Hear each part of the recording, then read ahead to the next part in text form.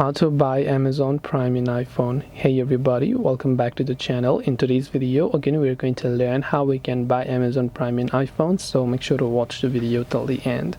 To buy Amazon Prime in iPhone, it's actually quite very simple. Instead of using the Amazon app or Prime Video app, I would recommend that you open up your browser instead, and once you open your browser, just go to amazon.com/Amazon Prime. I repeat, amazon.com/Amazon Prime.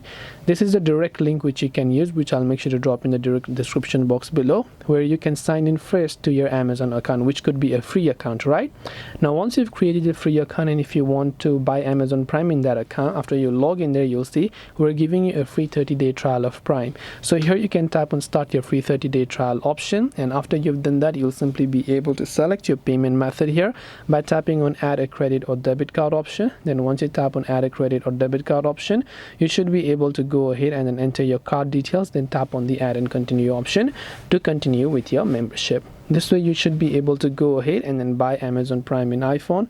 I hope that this video helped you. If you have got any more questions, queries, or doubts, feel free to also leave them down in the comment section. Thank you for watching and see you in the next video.